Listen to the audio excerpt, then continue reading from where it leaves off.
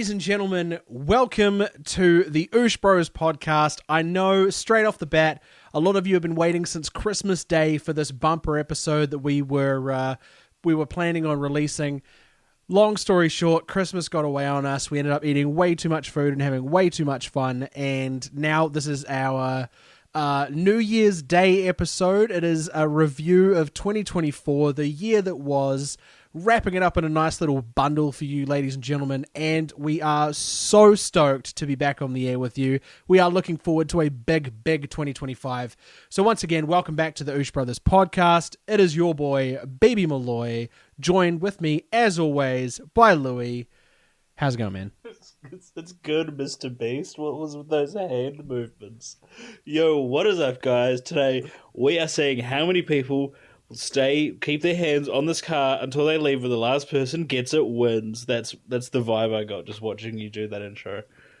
You've seen me in a recording booth, and when I record vocals for the Dead Zephyrs, right? You see the hand movements. Yeah, but I don't think I don't think I've seen them that animated. Because when you're recording hot bars in the booth, it's understandable. Because yes. you're moving your voice with your hands. You know, like Ricky Bobby. Like, I don't know what's going on. I get that. Yeah. I'm not quite sure what to do. It felt like I was on a spaceship. You can put them by your side. Yeah, we weren't sure what was going on. But yeah, no, I wasn't expecting that. We're real happy. But yeah, no, we're good, dude. It's car handled real good. It's tomorrow is the last day of 24. Yeah, man. So yeah, it's all happening. It's all going on. Yeah, I won't lie, man. I'm pretty stoked that tomorrow is the last day of 2024.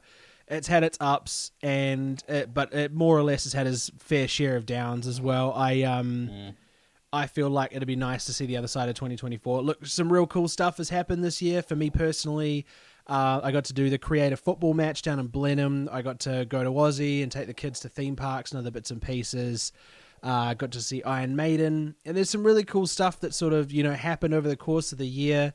But I won't lie with, and not to get too personal or TMI or whatever, but with my, stomach issues and mental health issues and stuff like that, 2024 is a year that I'm pretty well looking forward to leaving behind. Obviously, I'm on medication for both things now, and they're starting to look really positive. We've got the Oosh Bros UK trip coming to us in 92 days. As of New Year's Day, it'll be a nice round 90. Cool. So, yeah, the UK trip, going to head up Italy and have some ravioli in Rome, and I am beyond stoked. Looking forward to that. I'm turning 30 next year. That is a big thing for me. I was dealing with that this year as well, whether or not I need to internalize that too hard out, but I don't think I do. I'm feeling pretty good about myself and still feel young. My kids are at a really good age. So I'm cautiously optimistic for 2025. I've just come across a brand new idea for BB Malloy content that I'll tell you about off the air that I'm extremely excited about. That is going to see me pumping out content, hopefully on a daily basis throughout 2025. I don't want to overshoot just yet, but I feel like I could really knock this out of the park, and I could do some serious damage with content creation in 2025. So, bit of a flip of the script from last week, the week before last, where I was a little bit up in the air about whether or not I wanted to continue with content creation, but like all good ideas do, I was sitting on the I was sitting on the craptacular, taking a big old smooth one, and across my brain comes this idea, and I was like, you know what? I'm going to look into that and see how easy it would be to do. And boom, bam, bada bop, boom, pow is one of the best ideas I've ever come up with for social media. But I'll tell you about that after. For those of you listening, you'll just have to wait and see what happens in 2025. But this is going to be a huge episode because 2024, outside of us and the popular culture sphere, has been pretty crazy.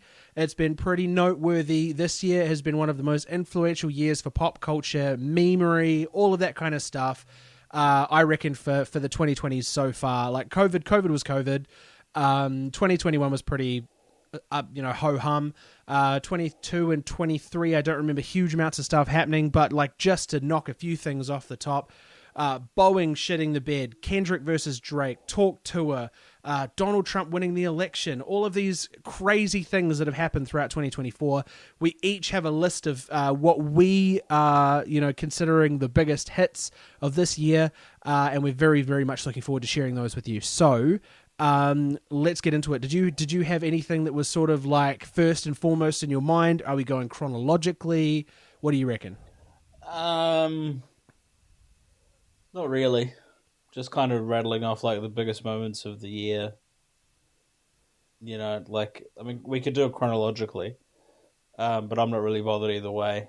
The biggest thing for me in January is just Mum's birthday. I'll be honest, that's kind of what I'm all about. Yeah, 55 this year, our mum.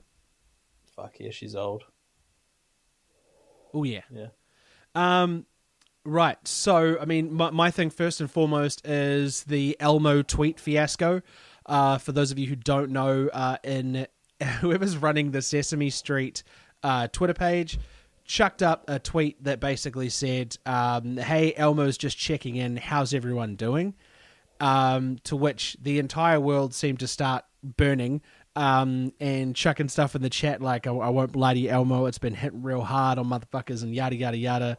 Elmo, there's 10 genocides happening all at the same time. Elmo, my mum is dying, and people were just trauma dumping on Elmo, who is canonically 3.5 years old. So, they tried to do like a PR thing and bring it back, by Elmo and his weird hippie Muppet father going on the Today Show. And sitting down and being like, look, Elmo's real sorry. Like, Elmo shouldn't have social media at 3.5 years old. Yeah. And, that whole PR disaster just went nuts as well. So thankfully people forgot about it. But yeah, it was just that the whole thing was really wild. Someone made up some fake Jordan Peterson fake Jordan Peterson tweets where he apparently went after Elmo and was like, yeah, just thrashing him for absolutely no reason. So, I mean, that was probably one of the bigger things that came out of January.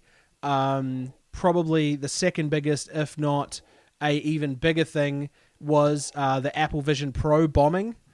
And yeah, it just wasn't the greatest move from the Apple Vision from the Apple people.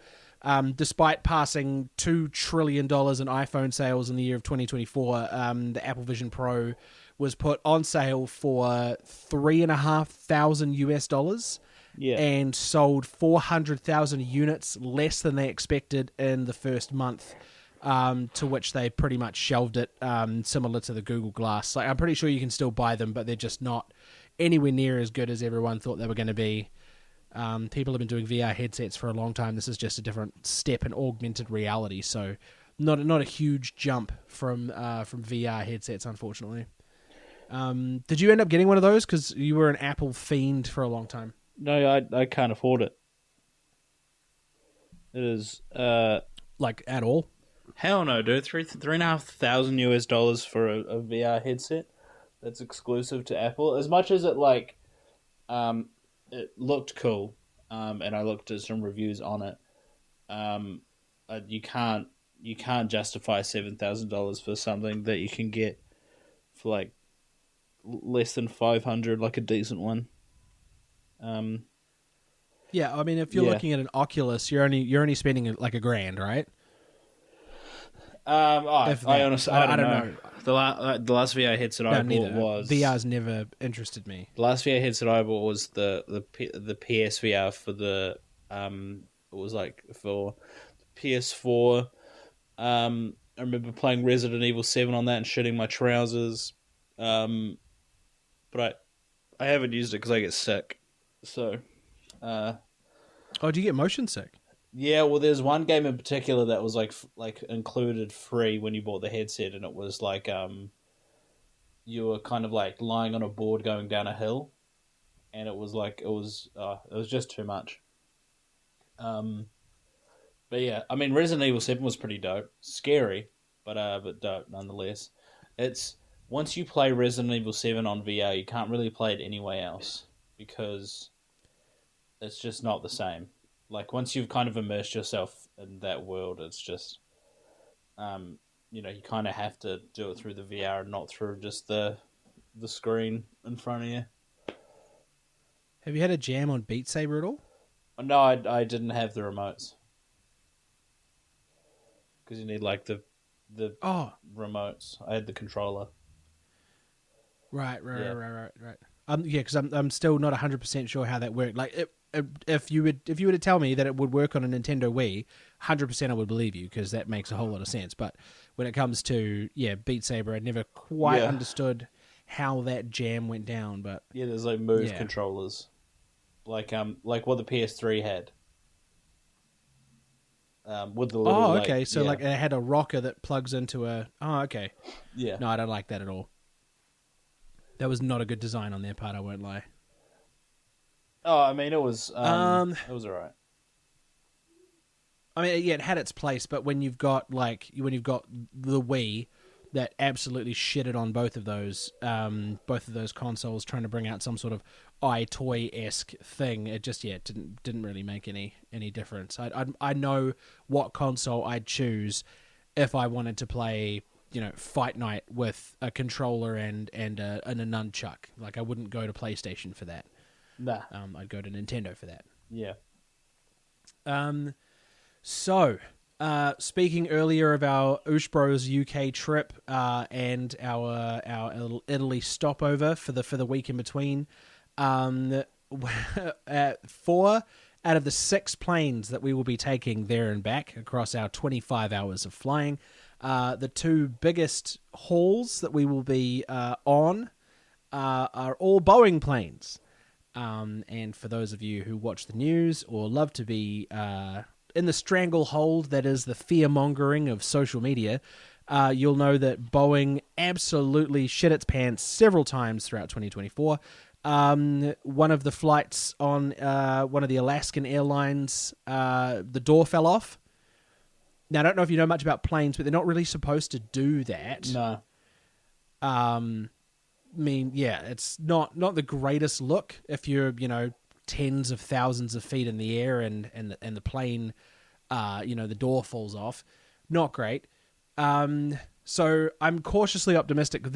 I did look up, because, I love to catastrophize. So I did look up the safety record of the planes that we will be taking, and the 787-10 is apparently very safe, with like a 0.01% in a million chance that something will go wrong or whatever. It was like the amount of flights divided by how many actual issues the 787-10 has had. Yeah. And the 777 Dreamliner that we'll be taking from Abu Dhabi to London has apparently a very, very good safety record as well. So fingers crossed. If you suddenly stop hearing from us here at the Oosh Brothers Podcast, chances are we crashed. But aside from that, I think we should be okay. Yeah, I mean, I'm not worried. I've done the trip before, and I made it back. So, solid effort on your part, actually. Yes. Yeah, well, I am, because I read something that was, I watched Philip DeFranco talk about it, and and basically what they would do, there was parts that they couldn't use that they would spray with like red paint, but they would just use those parts anyway on planes. Oh, great. Yeah, and it goes all the way back to like 2019, I think. So it's like they would just. They would just take massive shortcuts, and then they do the whole we strive for safety and quality with all of our aircraft. We make sure that every plane is as safe as possible. It's like, no, you don't. You absolutely do not. If there was quality control, the doors wouldn't be falling off your fucking planes. Yeah. Yeah, no, I feel like we're going to be okay. Like, no, you're good. No, we're sweet as. I feel like we're going to be okay. I don't see any major issues happening. I couldn't help but think of that that quote from that Family Guy episode where it's like, now those Duke boys better learn how to fly or start flapping their arms. Yeah. And it was like, obviously that's from the Dukes of Hazzard, but I heard it through a Family Guy episode. And I exchanged the word Duke for Oosh. which I thought was really funny in my head. Yeah. So, them Oosh boys better learn how to Nice. fly or start flapping their arms. Anyway, so Speak- this next one is a subject that I know that you are going to be overtly passionate about, and you have a lot more factoids on this than I do. I only listen to the songs as they happened. I don't have much of the background. Now, one of the biggest shifts in pop culture history for this year, in terms of hip-hop, was the Drake versus Kendrick Lamar beef. And Yeah. this... Oh, dude, like... It is so... He got dissed... Drake got dissed so bad that he's suing the record company for potentially pumping the numbers rather than suing Kendrick Lamar for calling him a pedophile. Now, I don't know math very well, but the math is not mathing. If I was to get into a beef with someone and they were to go, yeah, you're a nonce, you shag kids, I would be fucking livid at that, and I'd, either go after the guy or I'm going to hit him back with a diss track. I'm not going to, completely glaze over it like it's nothing and be like, hey, it's not fair. His streams look way better than mine. It's pretty fucking wild. At least try and sue for defamation, I thought, but, I could be wrong. Yeah, it's... Obviously, you're a massive Kendrick was, fanboy as well, so, it's... Yeah, well, I mean, in my opinion, he's the greatest artist of the last 20 years, in my opinion. He's just the way he can sort of I don't know, just how his albums go, just phenomenal. Like, my favorite album of his is Damn, because that's the album that exposed me to Kendrick Lamar. Just listening to that back to front, any which way I can, it's fantastic. But yeah, it's just the way, he's very much a wordsmith. He's poetic. He's knowledgeable. Whereas Drake is just mid as fuck. He's the most overrated artist of the last 20 years. All of his songs sound exactly the same. I remember listening to Certified Lover Boy at the same time. I think Donda came out at the same time. Kanye's Mercedes Stadium album. I don't know what it was, but he only had 2 of his own songs or something like that. Every other song had a feature, and it's at that point it becomes a compilation album. And every song sounded exactly the same. The same with his album Honestly Nevermind. When that came out, I tried to give it a listen, but it's just drivel. It's terrible. There was when the beef was happening, I remember there was a lot of Drake fans that shout out Drake for boosting Kendrick Lamar's career. It's no, Drake never boosted Kendrick's career. Kendrick has always been incredibly popular. It's just people that don't understand or don't listen to rap. People that don't want to listen to rap listen to Drake. Yes. They don't want passionate. They don't want passion in their music. They just want a light skinned dude that acts like he's 12 but is actually pushing 40. To be, to talk about him, I don't know, banging a 13-year-old or whatever he does. Yeah. It's yeah. But I was a little bit late to the beef party. I first listened to, I can't remember which one it was, but I think it was probably Euphoria. Because I remember, because it was the greatest run of tweets of all time, and it was just Kendrick announcing, it was his 3 diss tracks in a row, and then his album GNX, and he just floored him. I don't think Drake was never able to recover after Not Like Us, and it goes to show that he tried to sue them for inflating the amount of plays on that song when it was obvious that the song was getting that many plays, given the amount of times it was on like Instagram and people singing it in the streets and all that sort of stuff. But yeah, it was a great time, and it's still currently a great time because Kendrick's GNX album is fucking dope, better than anything Drake's ever released. Drake has like one or two good songs. I think like "Nice for What," I think that's it, is actually not a bad song. God's Plan's it's pretty good. Yeah, I mean, I had everyone God's thinks Plan it's a in a good song. playlist for a little while there. Yeah, I didn't. I Yeah. honestly didn't mind it. I'll put my hand on my heart and say I didn't mind it. Like it's. Yeah. I'm not the kind of person who gets into anything new school hip hop in any sort of way. Really, I love T-Pap. That was a good album. I do like some of Kanye's stuff. For me, I'm a very eclectic person when it comes to hip hop. I'll listen to pretty much anything and everything, but for a lot of what I listen to is 90s pseudo gangster rap. So you're looking at Biggie, you're looking at Tupac, you're looking KRS-One, a lot of the sort of Eric B. Pharoah Monch, love a bit of Pharoah Monch. Not really a big LL Cool J guy, although like all signs he was point great to in the an fact that I episode of should House. be. He was great in an episode of House. I'll say that. Oh no, he's a fantastic actor as well. Yeah. Like for me Built it was just too. like so I don't know if this happens for you as well. And it's not just music, it's everything from podcasting to YouTube videos to whatever.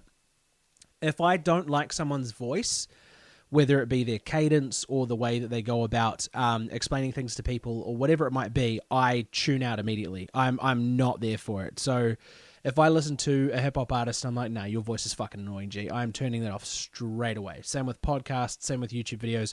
It could be a subject that I've always wanted to learn about with a podcast or a YouTube video, and this person could have all of the relevant information and make me feel like I'm going to get everything I need from this particular episode or video or whatever. And if their voice is annoying or if I can't stand the way that they come across with their information, I am just logging out. I just can't be asked. And it's the same with hip hop. So unfortunately, unless I get struck a certain way with a hip hop artist, I just can't. So like J. Cole is in my top 5. Love the dude. Probably one of my favorite artists of all time. He was my top artist for at least 2 or 3 years in a row. Biggie Smalls, another massive hero of mine in terms of just his discography before he passed away being as legendary and as long standing as it is. I do need to give K-Lambs another proper chance, I think, in terms of actually sitting down and listening to a full album start to finish and seeing what he does. In terms of like sonic architecture, I'd really like to hear it. I'd give, if you're going to do that, listen to Good Kid, Mad City. Because that... From like start to finish album? Yeah. Because that also has some great bonus tracks. There's a song called The Recipe, which is him and Dre, kind of going back and forth. It's got Now or Never, which has Mary J. Blige on that. That's a good track. He's also got like a whole lot of like Bitch Don't Kill My Vibe remixes. Like he did one with Jay-Z, which now maybe not. Yeah. Maybe treat that one with a little bit of distance. Yeah, potentially. But yeah, for me, Damn is my. I'm not going to say his best album because opinions are subjective. But Damn for me is his best album. I just think that is just an incredible piece of artwork. He has U2 on that album, which is incredible. So yeah, it's a weird choice. Oh, it's a good. They fit really well on the song. Oh, that's good. But yeah, I just think he's an incredible artist. What he does for his community as well is incredible. Like I think the only charitable thing I've seen Drake do recently is his Christmas stream with Aiden Ross, who's also a terrible person. Apparently they were giving stuff away or whatever. I don't know. Yeah. So yeah. I didn't even know Aiden Ross was still streaming. Oh, he's on Kick now. He's still streaming. Um, All right. I mean, like I don't know. He's such a weird dude. He had Trump on his fucking stream. You know, when he talked to fucking that sex trafficker Andrew fucking Bottom G Tate. Yeah. He literally sniffed his seat as he walked away. It's like, Yeah. you know, it's like I just don't know why people give that guy attention. No, neither. He was on my 2024 bingo card as well. Like I've got this this list here in front of me, and the title I wrote was Tate Brothers Irrelevant Now. Like they were released and then arrested and then released and then arrested and then they're being held on this charge or whatever, and just no one gives a fuck anymore. And I've seen this complete paradigm shift of what was people acting like toxic masculinity bros trying to, alpha out and make themselves, appear a whole lot tougher and a whole lot stronger than they are, that are actually starting to understand that behavior is like really fucking, detrimental to them and their families. Like they've still got a Discord server where people pay like $50 a month. And they'll say like, if you don't have $5,000 available, then you're poor, which I wholeheartedly put my hand up. I am poor. But yeah, it's basically just like the same misogynistic shit that they always pull. And then like they have just that shit accent. I just don't know how people can take them seriously. Yeah. No, it's like a weird mix of English and American, and they choose when they want to be English and they choose when they want to be American, and does get on my tits a little bit, I won't lie. So enough of those bald twats. There is so we've talked about Haley Welch quite a few times on this podcast, but obviously her blow up was this year. Like this was her big year. She got her own podcast on Jake Paul's broadcasting channel. She's turned 10 seconds of a meme, 10 seconds of dialogue and a street interview into a full-blown multi-million-dollar career, despite having the most brain rot bullshit content that anyone has ever put their fucking ears to. It sparked offshoot podcasts. Like there's two gay bros that sit down after every Talk Tour episode, and they have their own podcast called Talk and Talk Tour, where they review every single Talk Tour episode and like strip it down to its bare bones. Like, oh my god, was she flirting with the Kid Leroy? Is there something going on secretly between her and Jake Paul? Blah blah blah blah blah. And it's like, oh, it's a sad state of affairs where the internet is at right now. But I can see why people are here for the sideshow. Like, if you are presenting something that is just too fucking stupid to believe, people are going to believe it. And Haley Welch is no exception. The Hawk Tour coin, people believe she should be in jail for that, although there is like a huge team of people that were basically taking care of that whole thing for her. But she was like, like she knew what she was doing. Oh yeah, she was 100% complicit. It's her fucking name on it. Like that's her brand. But that's you gave the go ahead, right? Yeah. You said yes. That's your fucking deal now. Yeah, that's like that's like every pump and dump scheme person's like, oh, I had no idea what I was doing. I was just following what my manager said. So yeah, but you still took money from it. So like you're not totally innocent. You're not innocent at all. You're a scammer. Not at all. I feel like we've spent way too much time on this bitch this year, to be honest with you. Like she came, she saw, she conquered, she grabbed the bag and she ran with it, regardless of who she fucked over in the process. Yeah. So I wish her nothing but the worst. I still I hope I hope the star burns out. My favorite quicker part than we expected was to. when CoffeeZilla investigated it, and then he joined a Twitter space with them, and he's like, "Yeah, this is just a shit launch. What the fuck are you guys doing?" And then her response was just her response kind of told you all you needed to know. Just that, okay, then why the fuck are you on? It's like, because it's his fucking job. Like, this is what he does. Yeah. But yeah, so shout out CoffeeZilla. Obviously, he's going to be listening to this. Yeah, big up Coffee Z. Firstly, subscribe. For all his hard work this year. Recently with his CSGO Lotto investigations. That's been pretty dope. Crypto Zoo. Was that this year? I'm pretty sure it was this year. I thought it was last year. Oh. I could have sworn it was this year. Let's look it up. Oh well, no worries. Crypto. So I mean, moving on from that, big up Coffee Z, of course. So there's a few like memeable things that happen throughout the year. So I don't know if you were across the Glasgow Willy Wonka disaster. Yeah, where that guy Big Boss did an AI generated poster and just bought a whole bunch of shit from Temu and tried to have like a fairy tale playland, and it just looked like a meth lab with a bouncy castle, and it was just atrocious. Big Boss did a great video. The memes are great. Oh yeah, there's a great couple of memes that came out of it, like the quote unquote Oompa Loompa standing there behind all of the meth cooking instruments. Yeah, looking absolutely cooked herself. Yeah.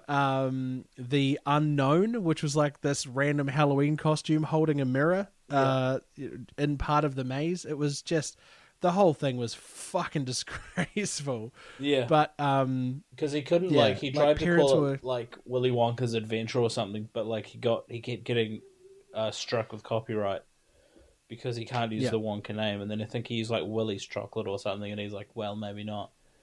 And then he settled on something, I can't remember it, but there was the Oompa Loompas giving them like 5 M&Ms and 3 marshmallows each to all the kids. That's right. They had to ration it out. Yeah. And apparently and because there was a script for the whole show, and apparently some of them were supposed to like shrink themselves down. Shrink themselves down, like blow huge bubbles and shit, like perform actual magic, which obviously they couldn't do because there was no budget for it. Because I think the people that were a part of it got shown the script the night before, so they were like, "Oh yeah, thanks for the preparation, dude. Made a preach."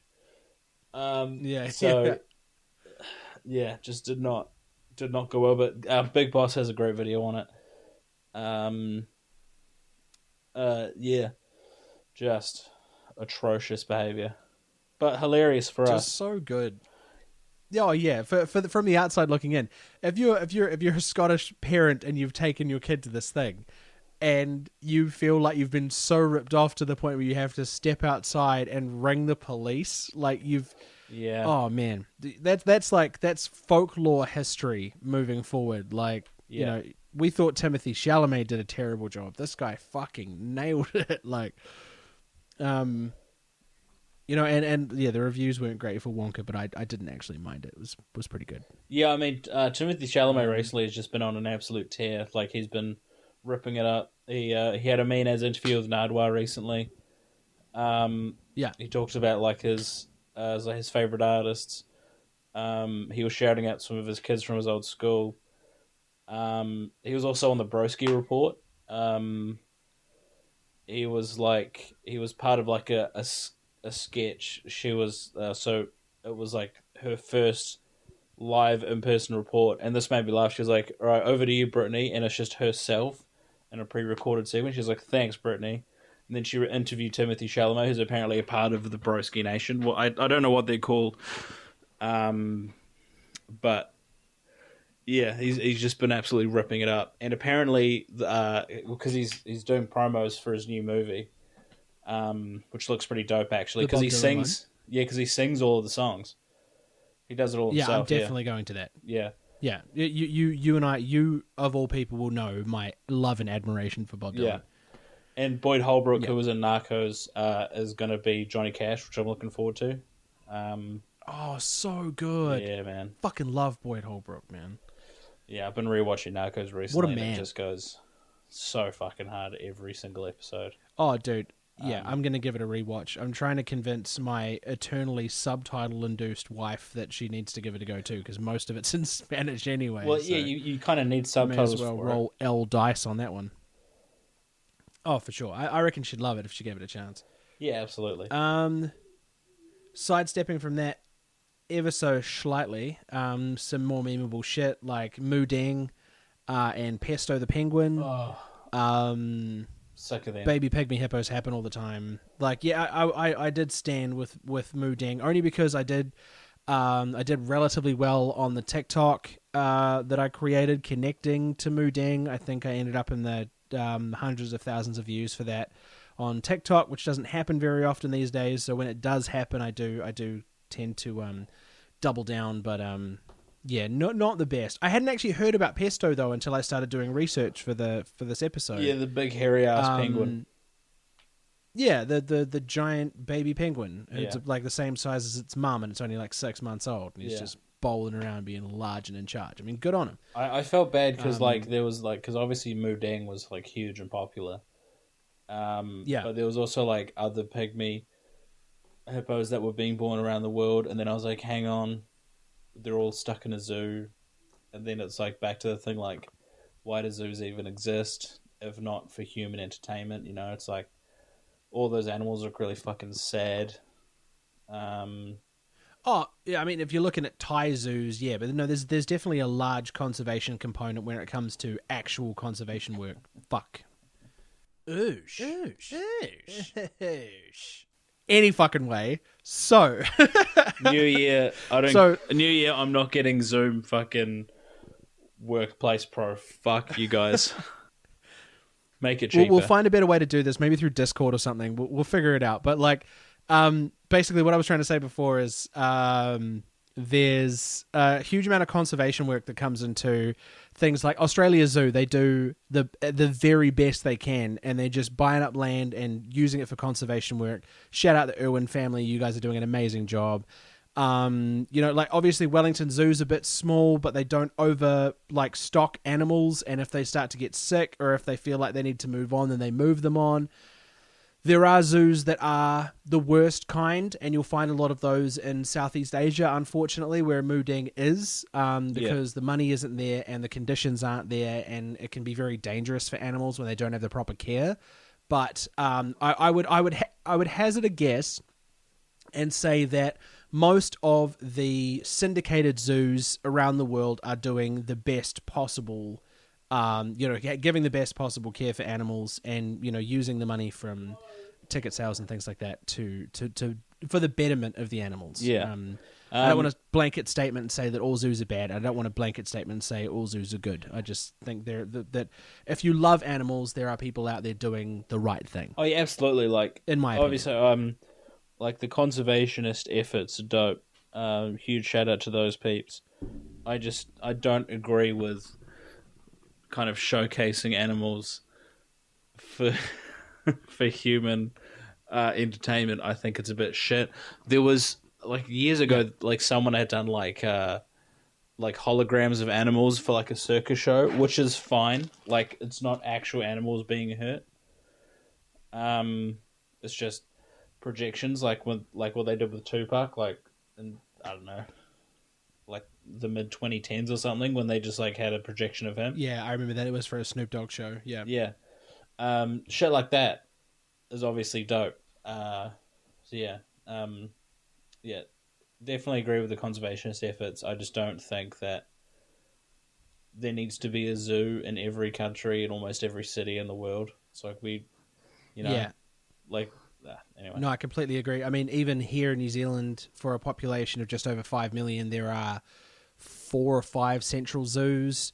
Plus, we used to have the lion guy who was somewhere in King Country on the west coast, who had like a Joe Exotic style farm with dozens of lions. Yeah. Arguably, a way better lifestyle for those lions because he had a shitload more space and he was able to actually feed his animals. Yeah. And so yeah, but comparing him to Joe Exotic probably wasn't the best thing I could have done. There was controversy surrounding him, obviously, because having that many big cats and in New Zealand, not great. and charging people to come and see them. Not great, that kind of thing. But yeah, definitely we definitely don't need this many exotic animals in this country. I don't think. No, Yeah, I don't think we do. the lions and tigers look pretty unhappy at Wellington Zoo. I won't lie. Yeah, it's yeah, no. I just yeah, I just think it's a bit shit. I think they should just let the animals be. But I'm not rich enough to kind of have a say. You know, unfortunately, it's No, the fair 1%. enough. But you are running for mayor at some stage, are you not? Maybe. I don't know. I'm just kind of sick of all the shit that we kind of have to deal with, and it's like it's always the oldest people that have the biggest say, like the people that can't let go of the past. Like it's like, you know, like it's not 1985 anymore. You know, like there are people from all walks of life that identify as different things that aren't harming anyone. So keep your shit old values to yourself. You know. And it's for people like that still have the power, which is really frustrating. Which is kind of why I'm thinking of doing it. But I definitely have to do some studying on like certain policies and actions that the current government takes, and what actions and policies I would implement to, I guess, get this country back on track. I'm not running for Prime Minister, Jesus Christ, but get whatever, you know, whatever I was gonna do. But yeah, it's just yeah, she's kind of annoying. She's kind of annoying. Yeah, no, I fully get that. Yeah. So sorry, I just had some fantastic news come across my desk while we've been sitting here. The Manshake have reissued me for a third contract. So Oosh. This is good news. Sweet. This is absolutely fantastic news. My shout on the pizzas when we get to old Tally. What do you reckon? Yeah, it's probably for the best. Yeah. Speaking of animals being unhappy at zoos, 2024 is the hottest, again, like shock fucking horror, was the hottest year on record, again, for like the 12th year in a row or something. They're potentially saying that it might get hotter in the next 50 years than the Earth has in the last 6,000. So, you know, man-made global warming, if you're still sitting at home being a climate denier, firstly, you're a fucking idiot for thinking that. Secondly, it's just dumb, the fact that we are just absolutely destroying this Earth, and there's unfortunately fuck all the laymen like you and I can do about it. But, you know, I think in the best possible way, we make our own small changes. You take the bus to work, very economical. Yeah, but that's because I can't walk afford to work, a car. also very economical. You know, I get that, but, you know, like, given the choice, you live in Wellington City, it makes a lot of sense for you to take public transport to work anyway. Yeah. I live 150 meters from my workplace, so for me, it makes sense to not drive less than 30 seconds down the road. So, yeah, that makes a lot of sense. But, you know, it's one of those things. If you're out there and you're listening, I know there's a few of you that are contractors. I know there's a few of you that are out there rolling sleeves up and getting the work done when it comes to being a laborer or whatever it might be.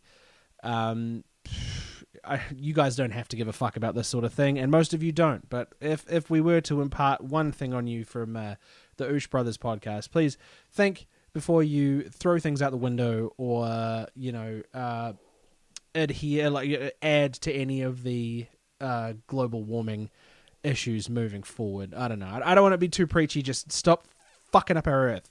And that goes for everybody, not just you cunts. I watched a Friendly Geordie's video. That was one of his most recent uploads, and it was like the rich people, like the rich companies in Australia that are all about drilling for oil. And they bring up some bullshit statements like, oh, it actually it does less damage to the earth than using sustainable energies does. and they It really basically doesn't. and they suck Trump's dick because he's all about drilling, and it's just again the 1% deciding what we all have to deal with, Yeah. and it's just really annoying. It's like, it's the same. It's the same thing with like the price hikes in public transport fees, for example. It's like Yeah. there's never, it's never like the community that it affects is never asked about it. It's always we have to, like, because we're the fodder, we're the ones that have to deal with it. We're the ones that have to pay for it all. Um, Yeah. like we don't get a say. Like we all with that is all put onto our elected officials, but then the majority of the time, like everyone has such a difference of opinion. Like there's going to be like no one opinion that everyone agrees with. But it's still like I'd prefer like if we were asked about price hikes, public transport fees, or cost of living adjustments, or like roadworks, for example. Like there's on Thornton Key, there's like 6 crossings in a 2 kilometer stretch. Like, why do we need 6 crossings? Decide if you want to be on one side of the road or the other. We don't need 6 of the fuckers. And it's just like Yeah, I shit feel like like, that. and this is as someone who's worked in roading and infrastructure before, I can tell you full-heartedly that when the council releases a tender and they want a company to do the work, 9 times out of 10, the lowest bidder is going to get the money. And a lot of the time, again, the lowest bidder can probably knock out whatever contract the council wants to get done. But unfortunately, they want the budget done to its, to the nth degree, right? You don't want to show that you are overspending. You don't want to show that you're underspending. You want to show that you're spending the right amount. So basically what they would have done, and I would put money on this, what they would have done is they would have accounted for how many square meters of asphalt they needed. They would have accounted for the man hours and the use of all of the machines and other bits and pieces, and they would have gone, wow, we are severely under budget. What's the next possible step? It's like, you know what, let's even this out, and every 200 meters, instead of using our fucking brains, we'll put a new crossing in and we'll try and level out the payments that way. Not only have I seen this happen in person here in the Wairarapa, not with crossings, but with speed bumps. I have literally installed them myself. Because of that exact reason, and only because I had a very, very close relationship with my supervisor / foreman at the time was he able to tell me that information. But yeah, we have definitely stretched out contracts and put in extra things that weren't necessary in order to make it look like we were doing a lot more work than we were for the money that we were given. So, like another issue I have is with the road quality in Masterton. Like oh, it's fucking terrible. When they like all across like Macora Road and Johnson Street and all that shit, when they dug it all up and then they just like put gravel over it, and then nothing happened for like a month.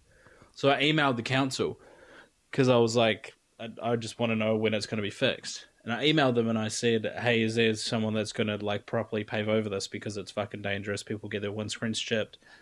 I did the whole Karen thing of like, the stones are flying at the children.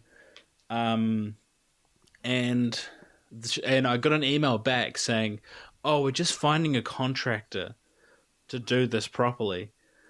And it's like, if it takes you that's simply not true. Yeah. If it takes you over a year to like do a task at your job, you shouldn't be employed at that job.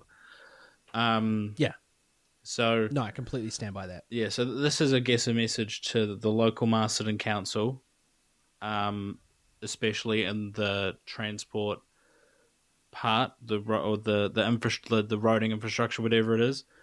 Do your job. Because when I come to Masterton, I'm sick of having to drive over fucking gravel in the middle of town. So, that's another thing that kind of pushed me towards wanting to get into politics more, is because I feel like there's like they never put any effort into like the town and making it a better place. It's always about lining their own pockets. Like when they changed the speed limits between Masterton and Featherston to 80 kilometers because it's safer. It's like, no, the reason it's dangerous is because of the quality of the roads. You can put more roundabouts in, fucking job well done. It's about time they put one in just as you're leaving Masterton, but it's not going to fucking change the fact that there's still accidents. Intersection. Yeah. Yeah. Look, this is something that's been hotly debated for years and years and years, and apparently they are looking at reversing the speed limits from 80 back to 100 because it hasn't actually changed anything to do with the road toll. The statistics that came out, because it used to be 80 back in the 70s and the 80s, and when it was changed to 100, you saw a rapid decrease in accidents because people were actively more aware when they were going around 100 kilometers. It's the usual suspects, the boy racers, the fucking V8 drivers, the idiots who go, oh, here's a nice piece of straight open road, let me fucking floor it and show everybody how fucking cool I am. And normally shit goes wrong. Unfortunately for the majority, the minority fucking ruined it for us. So if you've got a nice car, then you got a nice car. Fuck it. Who cares? Just don't be an asshole. If you feel like you absolutely need to burn rubber, there's the fucking Marston Motorplex. Gee, go and do some fucking burnouts. Go do the drags. Whatever you need to do to get your fucking dick hard and your Holden Commodore, my guy. I'm not there for it. Just don't put my fucking life at risk because you feel the need to show your dick in public. Doesn't make any difference to me in my life. Yeah, there was a video that came out recently of this dude in his ute doing fucking burnouts on the Rainbow Crossing on Cuba Street. It's like, cool, dude. Doing that, A, doesn't make your dick any bigger, and B, just gets you arrested for fucking vandalizing, you piece of shit. It's a hate crime too. Like it's not as simple as vandalism. It's not as simple as doing burnouts or public endangerment or any of that sort of shit. What you are doing in that particular place on Cuba Street, obviously you are trying to send a message here, right? This isn't your run-of-the-mill burnouts in town. Like, you've chosen a Rainbow Crossing to do this on, and Wellington is the gay capital of New Zealand. And it always has been. That's just how things are. Like, and whether or not you agree with it is absolutely fine. But unfortunately, for you and your belief system, Wellington is the way it is. So you either go along to get along or you just wind up being an angry cunt. So if you're going to do burnouts on the Rainbow Crossing, I feel like they should double down with your fucking punishment, dude. Yeah. Like, I'm not going to sit here and compare it to anything in terms of disasters. I won't lie, the thought crossed my mind that, religious persecution and things like that have happened, say, Christchurch or whatever, but that's 52 lives we're talking about. So the level of hate crime doesn't even compute. But the fact that that these are two minority groups of people that exist within New Zealand and exist within the society in which we live that don't get the amount of respect that they need to get, and they obviously aren't being respected by even just people in the local community. Like, it's paint on a road, man. Like, who gives a fuck? Why are you being a twat about paint on a road? I remember when they first did it, there was a bunch of Christian types that went and tried to whitewash it. And it was quickly repainted. Every time it gets, burnouts over it or whatever, the council quickly whips out and repaints it. Just fucking let people be who they are, cunt. Like, it's not fucking hard, is it? Like, is it making you gay? Like, is that, are you terrified of them making you gay? Is that what it is? Because the last time I checked, being a homosexual man meant having sex with another man. Like, if burnouts in your ute is going to make you want to have sex with a man less, do burnouts elsewhere. Like, don't do burnouts on a rainbow flag. It's it's always that thing, bro. It's like bullies at school. You're gay. It's like, bro, I'm not the one having gay thoughts. You're the one over there, like, calling people gay and trying to question their sexuality. And 9 times out of 10, it's y'all motherfuckers who are sitting there being like, oh, you're gay. And then thinking to yourself, oh, fuck, maybe I'm gay. And then it just becomes this massive, like, roundabout cycle in their fucking heads. And yeah, I don't know. It pisses me off, is what I'm trying to say, is people don't get the respect they need in this country in terms of, like, having a difference about you, whether it be religious or sexual or whatever it might be. I feel like people don't get anywhere near the respect they deserve, and that the farmer types doing burnouts in their fucking utes can take a long walk off a fucking short pier, catch me in public. I'm fucking done. Yeah. Anyway, regardless, yelling about farmers is only going to make farmers dumber. But the and not all farmers. I will say that straight off the bat. There are farmers that I absolutely have all the fucking time in the world for, that are essentially the backbone of this entire fucking nation when it comes to our infrastructure and how we monetarily survive. But the select few that I got ridiculously and ruthlessly bullied by at school can catch these fucking hands. Anyway, moving right along, we'll jump into the YouTube drama from this year that has been fucking para-fucking-mount. The Watcher chucking up a paywall and being like, you cannot have any of our content unless you are going to pay $6 a month. Yeah. What the fuck? I remember that because I was always a big fan of BuzzFeed Unsolved, and still am. And like they've put all their episodes on Amazon Prime, which is dope, and they're good to give a watch. But I think they just kind of got too big for their boots and were like, they were like, you know what? I think we've earned it, guys. Let's make a Patreon, but let's not give out any free content to incentivize people to want to be a part of the Patreon. No, exactly. Yeah, so that was actually a bit of a shit show. They reversed their decision relatively quickly, from what I remember, but yeah. Within a week, but they'd managed to lose 1.1 million subscribers in those 7 days. They lost which they actually hold the record for that. I think they managed to gain like a Guinness World Record for the most subscribers lost in a week. I think that's still James Charles. Oh, is it still James? Yeah, actually, no, you're right. Yeah. I think it was James Charles still, because it's like 2-point-something million for James Charles. Hi, sisters. Yeah, he was saying bye, sisters, actually, during that time. Yeah. Somehow he still has a platform, even though he's tricking straight dudes. Yeah, somehow he still has a fair. platform for gay baiting straight dudes and like alleged minors. But that's just the fucking world we live in. Yeah. Yeah, no, it's fucking gross. It just seems like every person, you get to a certain level of internet fame and you just turn into a fucking nonce, and it's so weird to me, bro. Like it's just such a strange place. Like, speaking of fucking closet nonces, the Mr. Beast thing was pretty crazy as well. Like, that kind of not Mr. Beast personally. That's the jury's still out on that. But the Ava Chris Tyson thing. His interview with Umperville was a bit iffy. Like, I think the reason he chose Umperville and not like CoffeeZilla or someone is because he knew Umperville wouldn't really want to push back on any points he made.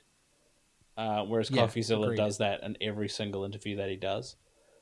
Yeah, I feel like he obviously still has a lot to answer for. The whole drama just kind of gestated and became its own kind of thing. And yet he's still, he's still got his Amazon show, fucking bloody, bloody, blah. I don't watch him personally. The number one show on Amazon at the moment as well. Don't really watch it. I don't think I will. I've never really been a fan of Mr. Beast. I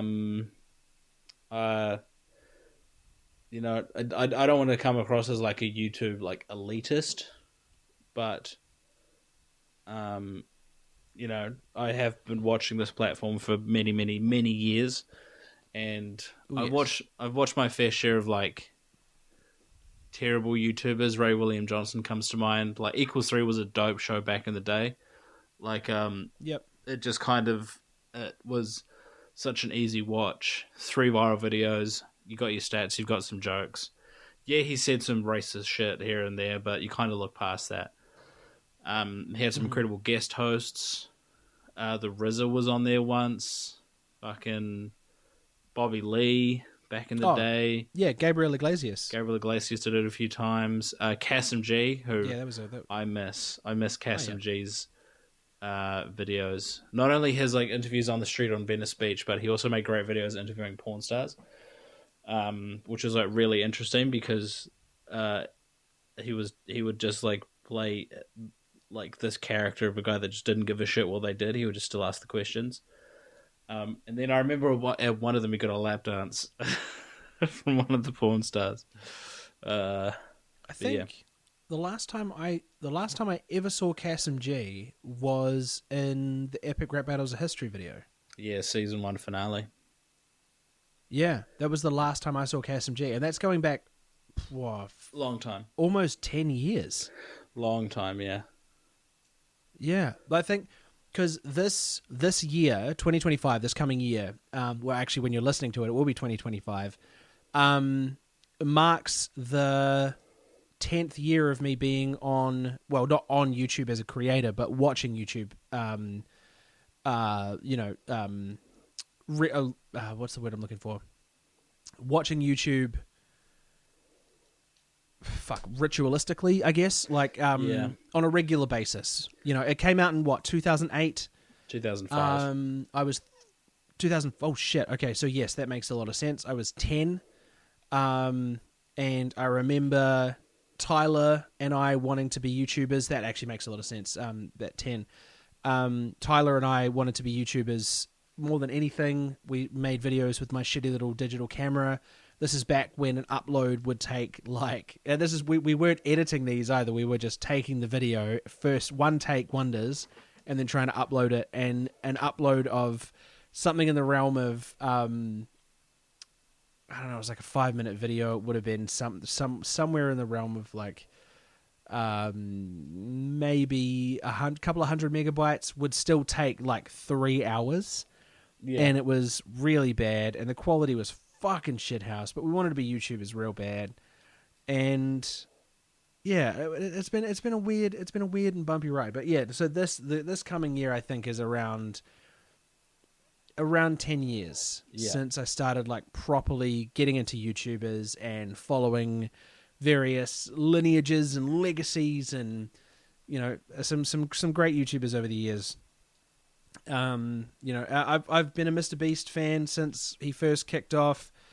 You know, doing his I spent 24 hours underwater videos, his counting to 100,000 videos, that sort of stuff, and like all of this stuff coming out, and then the Dog Pack 404 stuff being denounced as basically bullshit, kind of rekindled that spark in a sense where I let my kids watch Mr. Beast again.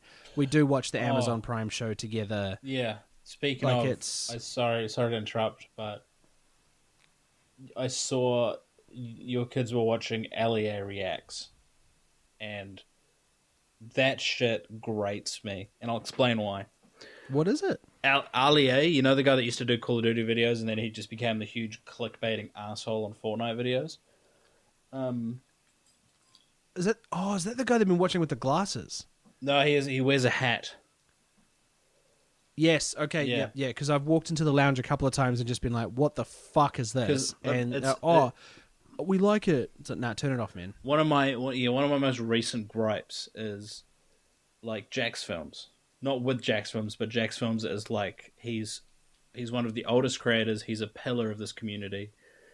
He stands for creators and defends them. And when people like Allie just come in and react to videos, don't give them credit, don't fucking do anything like that, and then just take all the money, it's shit like that it's really frustrating, because it's like, all they can really, like, all the creators can really do is just constantly report and like say, hey, look, he's using my video without my consent, and then like some of the time YouTube won't even get back to them and say, they'll get back and say, yeah, we don't actually think he's doing anything wrong, we're going to keep the video up. So yeah, Ali can suck a dick. Who else? Sniper Wolf can suck a dick. Chuff? Sniper Wolf can definitely suck a dick. Not in a good way either. Oh, okay. Like, yeah. Chuff, I think his name's Chuff. He can suck a dick. It's just like He can chuff a dick. Yeah, it's really frustrating because it's like creators put a lot of fucking effort into their videos. Like even like TikTok and Instagram Reels, like it's just people like filming fucking random shit, but then they still like don't give the creator credit, and then it's like that's been another like big thing. I think that happened earlier this year when like Jack's Films started like his crusade against Sniper Wolf, and then like it got to a point where Sniper Wolf actually went to Jack's Films' house. Doxed him. Completely doxed him. Completely doxed him. On stream, I think. And because like it was like obviously you're doing something wrong if you're having to go to the person who's critiquing your content's house. And like that was just like that to me was like a big turning point, because it was like obviously she's doing something wrong, but she doesn't want to admit it, and she doesn't want to change the way she behaves, and she's still doing it to this day. Like she's still uploading 8-minute reactions of like her saying the same 3 things. And it's like she's still not giving anyone any credit, and she even because Jack's Films does this whole bingo thing where he in not just in Sniper Wolf's videos, but in like Sidemen Reacts videos, for example, like he'll do that as well, where they'll be like the creator does the reactor doesn't add anything, or there's like an editing mistake, and she's kind of done her own bingo thing, but it's just like real basic. But yeah. You know who's another fucking shocker for that with the reaction content, especially in short form, is fucking Jason Derulo. That because he just uploads the same reaction of himself to different videos. Yeah, so if you put them all side by side, it's just him sitting in the corner being like, and like pointing up at the screen and shit. But it's it's the same green screen. Like he shot it in front of a green screen, and then he's just placed it underneath a bunch of videos, so he doesn't have to make short form content. It's so fucking lazy, dude. Like, yeah, just gives me the shits. So let's quickly rattle off some of our some of the big RIPs from this year, and then we'll jump back into the YouTube side of things, because there's quite a few YouTube things that happened. So James Earl Jones, big RIP, the voice of our childhood, man, like Darth Vader, Mufasa. He was the king in Coming to America. Just an absolute pillar of the community when it comes to voice acting and just acting in general. Just an absolute legend. Yeah. Tito Jackson of the Jackson 5, he passed away.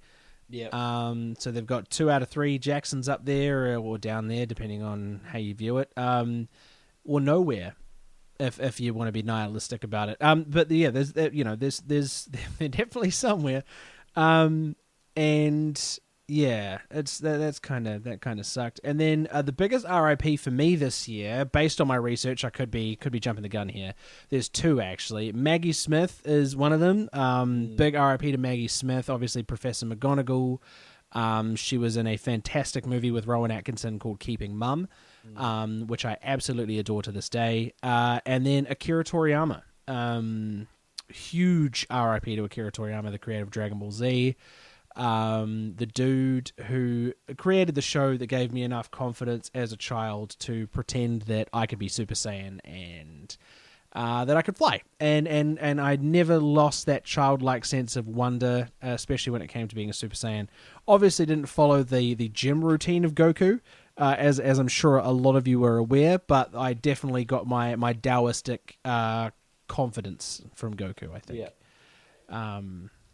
Yeah, so a big RIPs all round for those we've lost this year. I can't think of anyone off the top of my head otherwise, but I'm sure there's been a ton of people that have passed away this year. A couple of NBA legends. Jerry West passed away. Jerry West. He was the very first Finals MVP winner, but he was on the losing team. Yeah. I think Isn't he was the silhouette for the NBA logo too, right? Maybe I'll have to double check that. It could be him. I believe that's the case. It could be him or Bob Cousy. But No, I have a feeling it's Jerry West. yeah, it might be. I can't remember. Dikembe Mutombo, great defender. I believe he played. I'm going to get this wrong. I think it was the Rockets. He passed away. There was a very famous clip of Michael Jordan at the free throw line, and he said, "Mutombo, this one's for you," and he closed his eyes and hit a free throw. Yeah. We lost Bill Walton, who was a part of the legendary Celtics team with Larry Bird and McHale and all that sort of stuff, all those sort of characters. Mm-hmm. We lost we've lost actually a fair few young football players as well this year. It's been really sad. A lot of them to like heart-related issues, eh? Yeah. George Baldock, who used to play for Sheffield United, he played for them in the Premier League while they were there, and I'm not sure if it was all throughout his career, but he passed away this year. He was 27, I think. Yeah, no, it's been a real sad year in terms of sports legends passing away. Oh fuck, dude, Liam Payne. I feel like, even if you're not a 1D fan, Liam Payne's death is pretty wild because they're now saying that it's a murder and not a suicide. Yeah, there's been several people charged in relation with his death.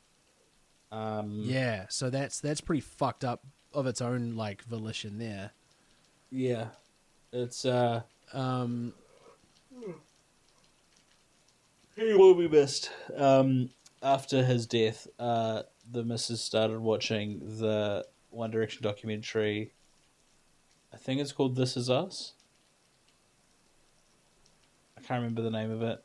But then I kind of started watching it with her, and then we both sat there and started watching it, and it was you kind of don't realize how, back when they got popular is because I didn't like them. Because they were they're just five dudes singing song. Gross, dude. And now I just bump them constantly. Yeah. But you don't realize how big they actually were. Because their tours were crazy popular. They were just crazy popular dudes. There was a movement that was like Niall Horan, give him a solo because he never had a solo, but all the other four did. Mm-hmm. Yeah, so big RIP to Liam Payne. He was definitely struggling with some things, both with mental health and drug use. So yeah, he will be missed, but this also means that there will sadly be no One Direction reunion. Yeah. A fully complete one anymore. But yeah, so. The other one was Quincy Jones. Yes, RIP to Quincy Jones. He got me a point in a quiz night. That's a huge RIP, Quincy Jones. He got me a point in a quiz night because it was an answer that started with Q, and it was who's won 17 Grammys or something. I was it's got to be Quincy Jones. Sure enough, yeah, it was Quincy Jones. Big RIP to him. Richard Simmons as well. Shelley Duvall. Mm. Who else we got here? Donald Sutherland, another massive actor. Passed away. Lots of young people dying of cancer, which is not a fun thing to have come across my screen. Make sure you're looking after yourselves out there, team. I recommend highly going and getting a yearly blood test when you get your checkup. That's not being overly cautious. It's looking after yourself because you just never know. Yeah. Get yourselves a yearly blood test. Look after yourselves. Make sure you're eating well and exercising. You can be a big boy like me and still be healthy as a horse, man, but you just don't know what's going on under the hood, so make sure you're getting that shit checked. Carl Weathers, another one who passed away this year. Yeah. lot of people dying from shootings. There's a couple of people in here that have died from plane crashes as well. David Soul, who was better known for playing Hutch in Starsky and Hutch. He was 80 when he passed away. I don't recognize a lot of these people, actually. Lots of sueys this year. Definitely, definitely go and reach out to someone, get some help if you're feeling some kind of way, my guy. Like guys and girls, if you're listening, it's mostly guys that are listening. I can almost assure you of that. But in any form, it's better to sit down with someone and have an hour-long conversation than have them cry for an hour at your funeral. So, like, I would say they're going to be. I would say there are some helpful links in the description, but there won't be. So, Google that shit. Absolutely, Google that shit. Anyway, that got real dark real quick. But we'll jump back over to YouTube because that's kind of where that's our house. That's where we live, right? So, Nikocado Avocado's weight loss. That was such a fucking huge thing, man. The grand reveal, like the big fucking supervillain arc thing that he tried to do. Never been a fan of Nikocado Avocado. I think he's a fuckwit. I don't have time for him or his content, but I will admit this was one of the biggest Houdinis I've ever seen come out of a YouTuber. So yeah, absolutely. Well, because he's obviously had surgery for like extra skin and that as well. So this was carefully planned. This was curated. You know, like this was not a happenstance thing where it's like I decided to lose weight. Like you have gone through 2 full years of diet, exercise, potential gastric band, loose skin surgery, the whole 9 yards, just to prove people wrong, which is a huge motivator, huge fucking motivator. But at the end of the day, has it driven more viewers to his channel? Not really. Oosh. Fuck Zoom and the horse it rode in on. Yeah. I'm happy to keep pausing every 40 minutes. Nikocado,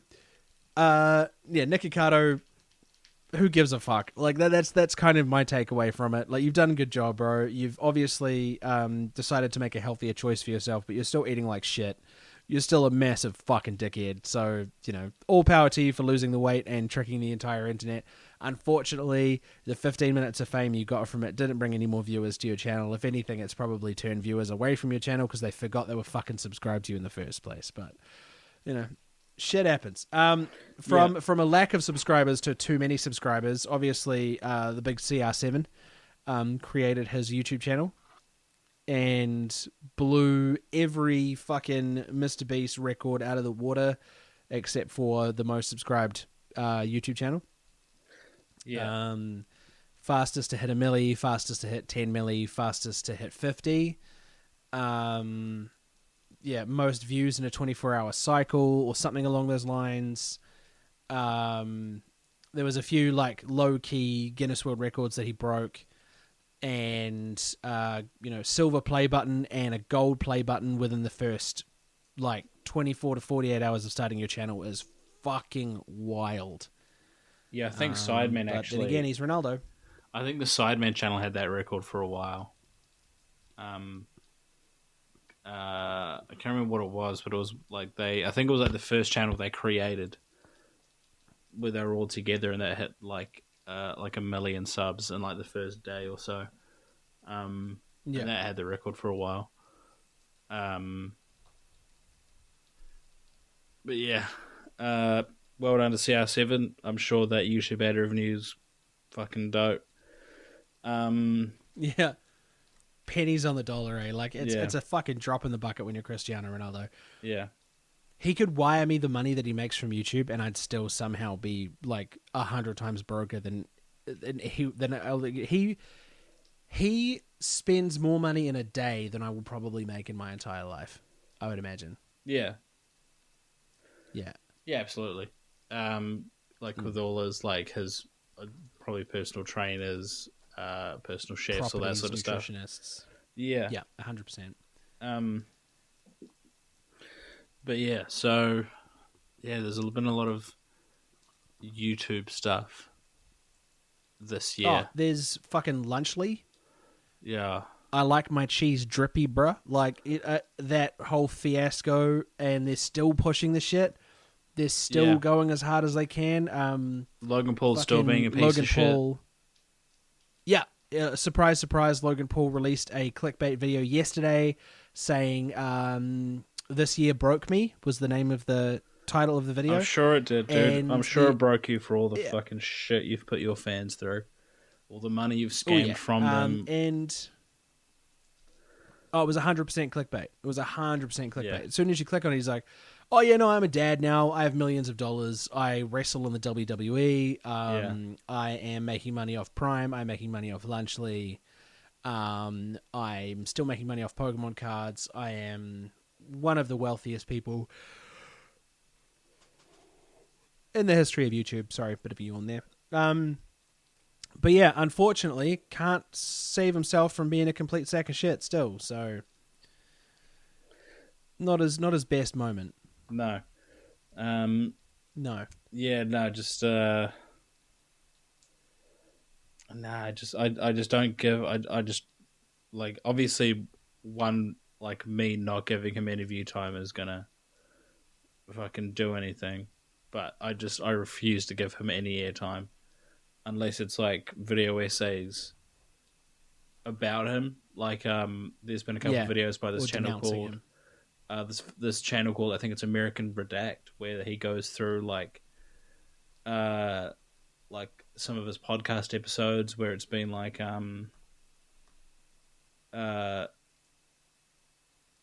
he's it'd be like Jake and Logan Paul don't like each other because there's just like no chemistry when they're on a podcast together, and they just constantly cut each other off and all that sort of stuff. There was like the podcast with the Lunchley boys, old thick of it KSI and Mr.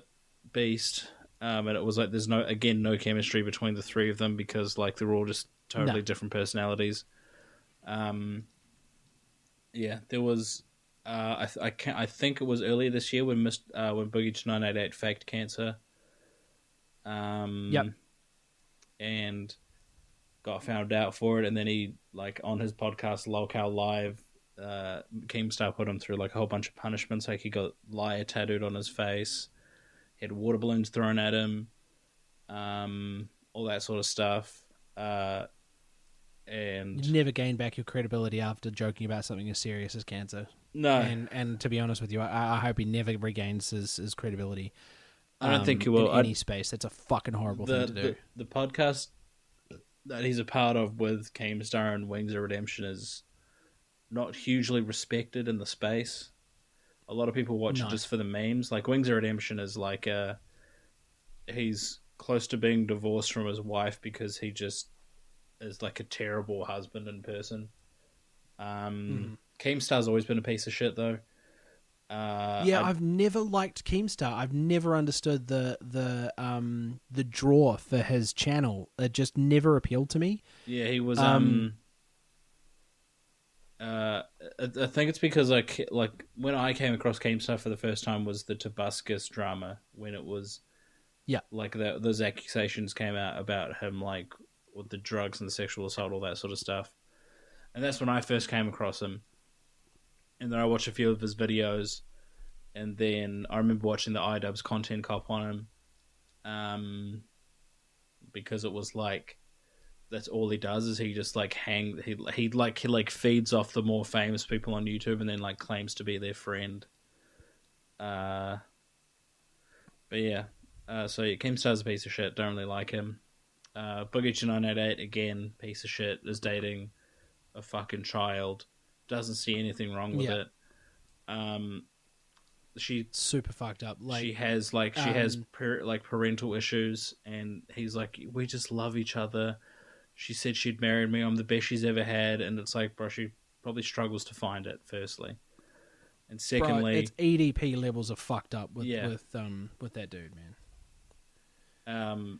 But yeah, just awful behavior on the YouTube space. Oh, dude, speaking of awful behavior on the YouTube space, we can't obviously leave this section of the video, the podcast, without talking about young Philly. Dude has spent Christmas in an Australian jail. Obviously, the rape and sexual assault allegations are still there.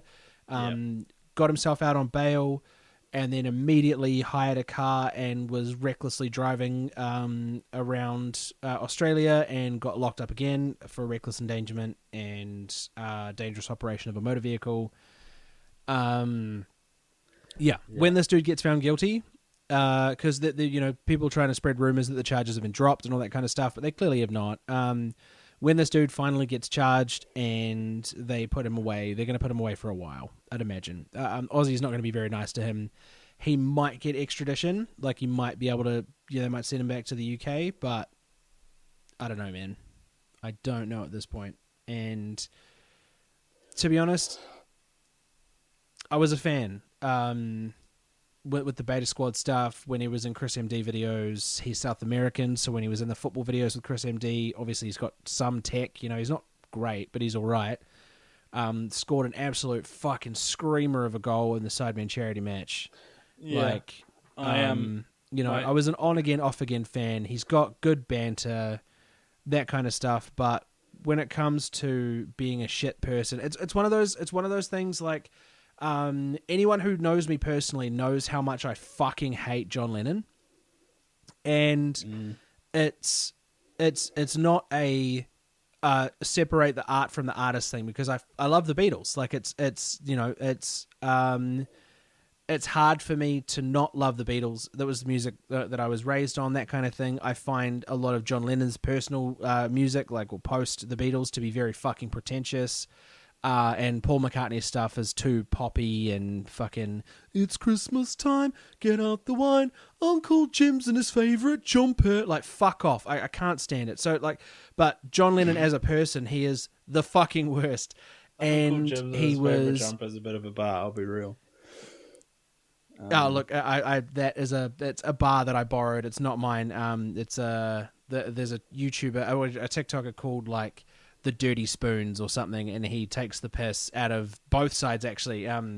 His John Lennon Christmas song is It's Christmas Day, people are dying, go fuck yourself. Yeah. And then he does the Paul McCartney one, which is the exact opposite of everything's fine and I'm from Liverpool, just enjoy Christmas. But yeah, so it is the most bullshit stuff, regardless. So I can't stand John Lennon as a person because he was a piece of shit. He was awful to his fans, he was awful to his ex-wife, he was awful to his children, worshipped the ground that Yoko walked on, and she was a horrible fucking person too, continues to be, full of self-importance and a huge lack of artistic integrity. And I talent. can't fucking stand either of them. So and the lack of talent's a huge one as well. The Time magazine cover came across my feed the other day as well, of him engaging in the most cuck behavior I've ever seen in my fucking life. The fetal position cuddle completely naked with his weird Asian wife on the cover of a magazine just gave me the fucking screaming shits, bro. Dude used to pretend to jack off under a trench coat behind old ladies that had come through for autographs and shit like that. Just no respect for anyone. There's banter and there's just being a fuckwit, and old mate was just a fuckwit, bro. And I'll go to the grave with that. And if there is an afterlife and we ever fucking bump into each other, he can fucking catch these hands, bro. You don't get to be that talented and have that many adoring fans all over the world and behave like a fucking piece of shit. Anyway, that's me getting a little bit fucking too OTT about John Lennon. But back to the young Philly thing. The fact remains. I saw a joke recently by Stephen Tries, and it was what did he say? He said something about young Philly. All he would do was just repeat what Chunk said, but a bit louder. He would just shout it, which is very accurate because I don't I think all Philly kind of contributed was just laughter and noise. Pretty much. He was a great hype man for Chunks. Yeah. But yeah, I wonder what's going to happen to Chunks now, because obviously he knows more than he's letting on. Oh, he'll be fine. Yeah. Yeah, no, he'll be fine. Yeah. I wholeheartedly think that he can stand on his own 2 feet. You know, Yeah. he's got the notoriety of playing in the football, soccer aid games.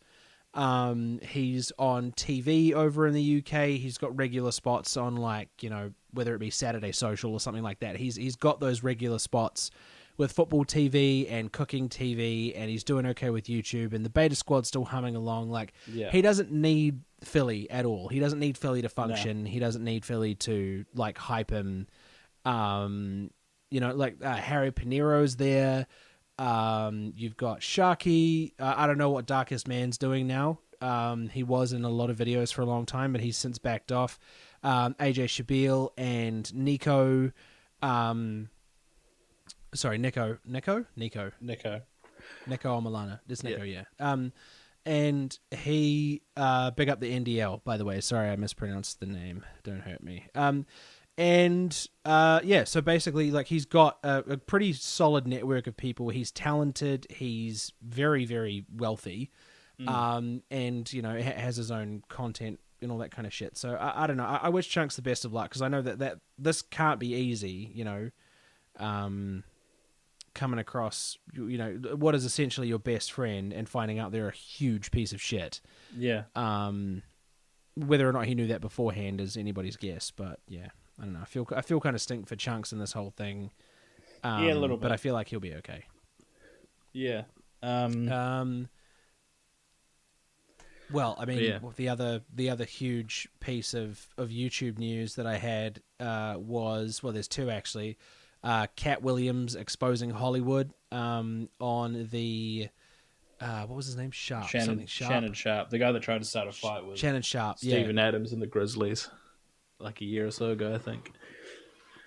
That's true. Yeah, so Shannon Sharp obviously having Cat Williams on the show, and Cat Williams immediately, like, dropping the bomb when it came to P. Diddy and Jay-Z and all these types, and the internet was divided. Like, some of the internet were like, oh yeah, no, 100%, there's this massive shadow organization of pedophiles, and that's just, you know, like, it's just how it's always been, and one day they're going to get, you know, what's the word I'm looking for? Like, uncovered. Exposed. One day they're going to get exposed, and it's all going to come to the light. And then the other half of the internet was like, oh, Cat Williams is crazy. Cat Williams being crazy. Like, he's not getting any new information, and he doesn't know what the fuck he's talking about. Obviously, he got kicked out of Hollywood and yada, yada, yada. And it turns out he was 100% true. Yeah. Like, he was 100% right about everything that he was talking shit about in that episode. Like, you know, Diddy's going to want to party. You know, Diddy's going to want to touch that virgin hole, and you got to tell him no. And Shannon Sharp is, like, creasing, pissing himself laughing. The internet's clipping it up, using it in, like, green screen meme formats on TikTok and shit, and everyone's taking the piss out of him. And then not even 3 months later, it's like, oh shit, Diddy's house, 900 bottles of lube. Turns out, likes to fuck dudes, which is fine. Be loud and proud, gay, if you want to. Fuck, who cares? But using that so that people are either, you know, betrothed to you when it comes to owing you something, or, you know, having to have these young men shag their way to the top, a la Justin Bieber allegedly and Usher allegedly, you know, and then here's Cat Williams telling everybody that it's completely true, and now a lot of people have completely backed off him, like Cedric the Entertainer and those ones. When they found out that he was telling the truth about Diddy, a lot of people have just gone, you know what? We're going to give him a wide berth, I think. We're just going to let him be. Yeah. Because he's got a whole lot of dirt on a whole lot of people that will be fucking detrimental if that gets out. Yeah, 100%. Yeah. But yeah, so it's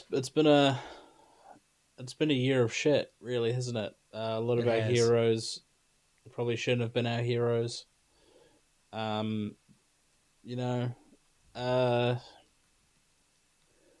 it's just all it's just all kind of happening all at once. But I'm sure 2025 will get better. Hopefully, it Yeah, I surely think so. it surely can't get worse.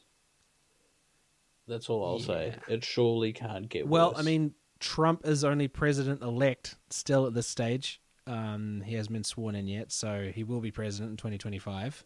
Yeah, but there's also That's going to be a bit problematic. because it just means all his 37 felonies become pointless because Yep. you know it's I don't know. I feel like I've talked about Trump enough on this podcast. No, that's fair. I'm not looking forward to 2025, but not chiefly because of him. Yeah. He might even repeal this TikTok ban that's supposed to go ahead in January. There's a chance that he's backed off that completely now. That also happened this year with Schultz or Chu going in front of Congress and sitting there and having them ask him stupid shit like, when you connect to the Wi-Fi, does TikTok know this? It's the And same then thing with having with Facebook when they asked Mark Zuckerberg about does WhatsApp read our messages, and he's like, don't know.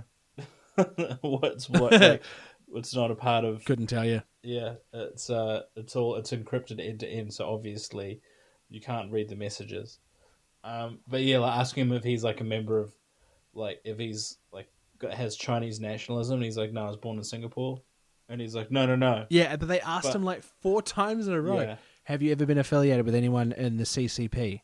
Senator, I am Singaporean. Yeah. Yes, but have you ever aligned yourself with Chinese nationalism? Yeah. Once again, Senator, I am Singaporean. Like the senators don't know that Singapore and China are 2 completely different countries.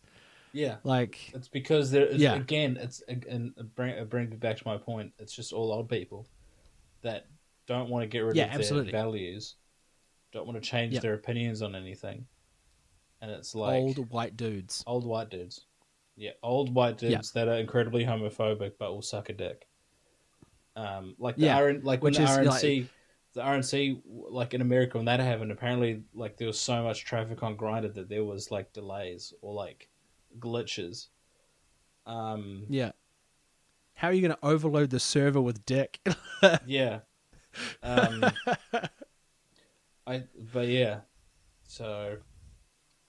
we also had, I think, to just change subject completely to something a bit more, I don't know, not gay. Yeah. So we had the Eras tour, which sadly ended earlier this year. Christ almighty. Which was a bit sad, actually. I'll be honest. It was because I do enjoy Taylor Swift's music. I'll be honest. I think she gets a lot more shit than she kind of deserves, I think she's a really good artist. She's definitely a good songwriter. She's got when people talk about Taylor Swift, they bring up 4 of her most famous songs, and they're like, oh, because they all sound like this, and it's obviously you don't listen to any of her other songs or albums, and it's clear that she's a very good songwriter. I think people just see the clips of her dancing on stage, or they'll hear Love Story or fucking Fearless, and they'll be like, it's just the same shit. It's listen to something else. Listen to any other piece of her work. She's got 10 different albums that are all incredibly different from each other. Anyway, were you leading somewhere with this? Yeah, I was. I feel like Taylor Swift deserves her flowers, and she kind of has them with her billions of dollars. But I'll miss the Eras tour for a few reasons. My main reason is the pure entertainment factor of the Swifties screaming every time she says a word. So, she'll come out there's a video that I saw recently when she was at the Hard Rock Stadium, and she debuted her new Reputation bodysuit because For the whole tour, she'd worn the exact same Reputation bodysuit for that era. Every single other era had different bodysuits. And when I tell you, the noise was insane. The noise was insane. Like, you could hear the screams from miles away. Because people are like, oh my god, it's a different bodysuit. Does this mean Rep TV is coming out? It hasn't. Much to Swifties' disdain.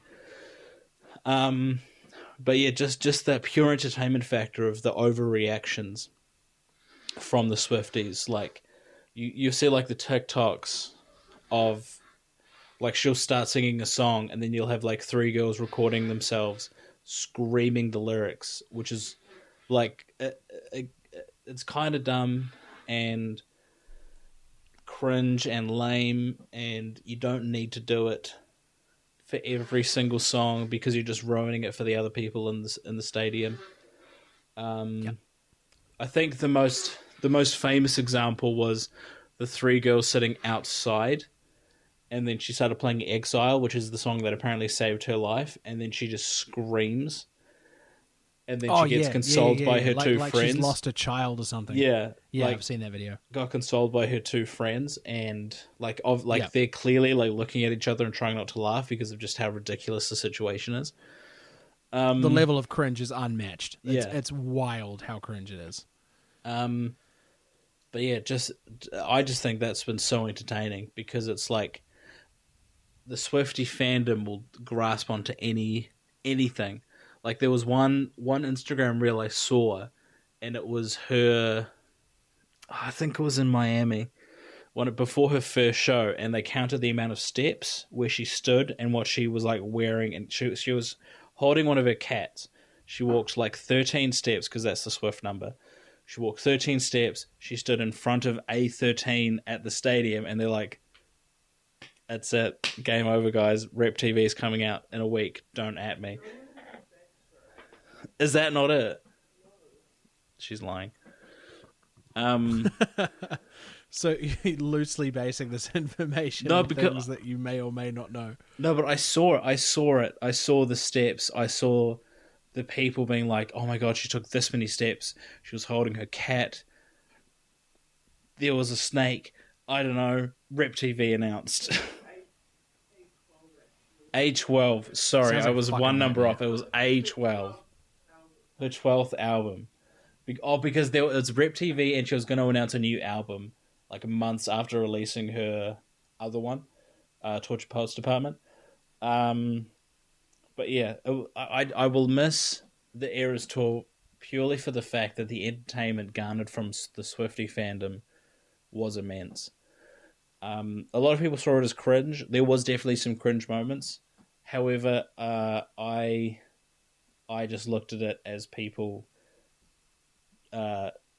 just reacting to their mother, their god, their goddess, their deity, as it were. Okay, so if you've made it this far in the conversation after the last 5 minutes or whatever, without throwing yourself completely under a bus or finding the tallest thing you could jump off and seeing if you can fly, I commend you.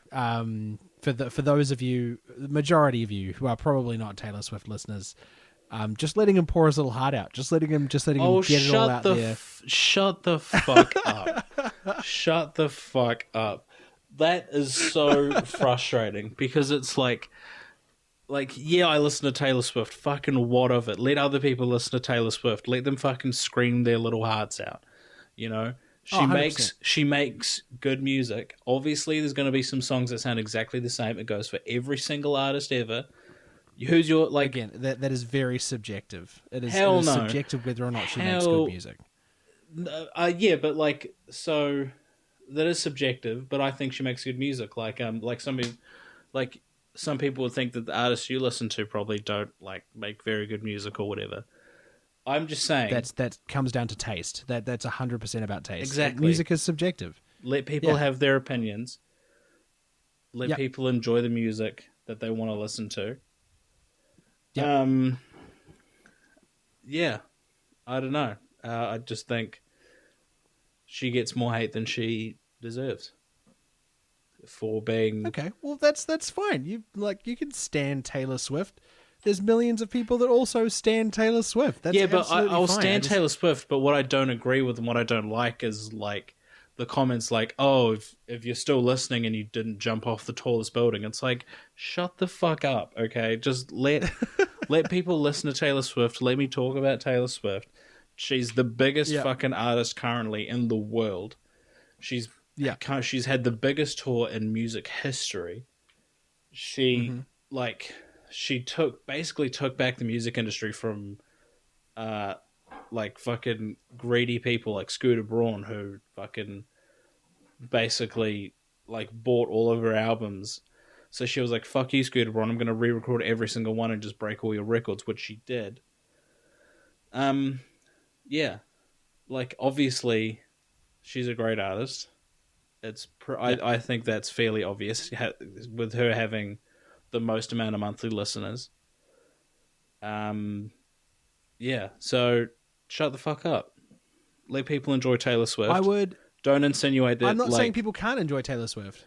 But I'm not saying people can't enjoy Taylor Swift. But then don't say stuff like, oh, if you've listened this far and you haven't jumped off a building. It's like, don't make those kind of comments, because it's just that like negates the whole like counter argument of her being a fucking shit artist. It's like, if the only thing you can think of when trying to say Taylor Swift is not a good artist is by, like, I don't know, cutting your ears off or fucking blinding yourself or whatever, I don't know. It's like, it's not a very good counter argument. So yeah, that's all I have to say.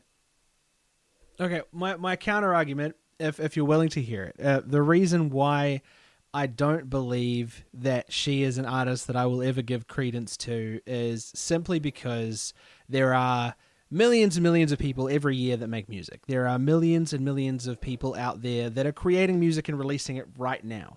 There are people with more artistry and more artistic integrity when it comes to their songwriting, their musicianship, and their composition than Taylor Swift could ever put out in 100 lifetimes. Unfortunately, the eyes and ears aren't on those millions of people a lot of the time. She is very famous. She is her own perpetual machine. She is going to continue to be astronomically famous until she dies, more than likely. She is going to get that level of fame where she is just every waking moment that she is alive, there is going to be someone who writes down some piece of lore or factual information that they have gathered from simply just witnessing this woman breathe. I don't believe artistry stems from that by any means. I don't believe that creating some sort of symbology around a person or worshipping them as if she is a deity adds anything artistic to the person at all. As a person who has heard a select few songs, my children also listen to Taylor Swift, so secondhand I have heard a few songs here and there. It's not something that I would ever sit down and give a huge amount of my time to because it's simply not my kind of music. I don't entirely enjoy a lot of mainstream music, and I will put my hands up and say that there are very few female singers that I will listen to unless they are supremely talented when it comes to actual vocalization, like actual singing without, overdoing it and those types of things. So when I say that music is subjective, I 100% stand by the fact that music is subjective. And opinions are also subjective. So for me, when I make a relation to Taylor Swift and the way that she creates, and hearing you describe this and how the Eras Tour was genre-defining and world-defining and all those kinds of things, and the association I make is, I would rather listen to nails on a chalkboard or beat my head against a brick wall.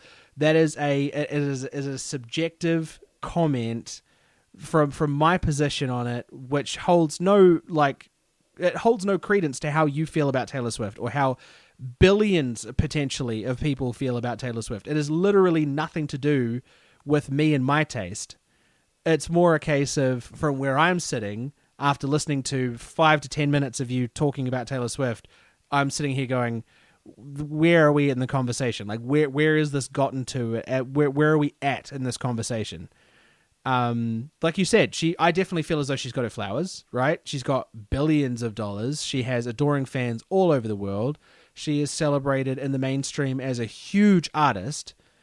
There's what other flowers does she need? Like it's going to end up looking like Princess Diana's funeral, like the most flowers that anyone could possibly fucking receive. So yeah, my counter argument is basically like, yes, you can choose to actively glaze an artist, but that doesn't mean that when someone has a counter argument that they are choosing to anti-glaze that artist, that they are going to agree with you wholeheartedly.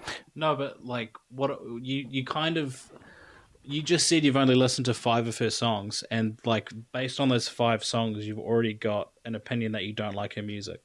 And I can guarantee those 5 songs are like probably her most popular songs.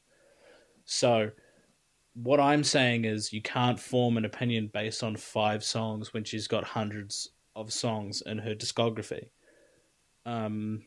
It's like, odd example, Flatbush Zombies. Like they've got like, I guess like a few rock influenced songs. If you just listen to those songs, you'd form an opinion that they're like kind of a rock rap group, for example, which they're not. Mm-hmm. So you can't really form an opinion on her music when you've only listened to 5 of her most famous songs. Okay, so you've obviously missed the point that I was trying to make. I don't give a fuck about her songs. Like that's nothing to do with what I was saying. Yeah, but you're saying like no, but you've just said that you'd rather listen to Nails on a Chalkboard rather than listen to Taylor Swift, but you're not giving her songs a chance. That's what I'm saying.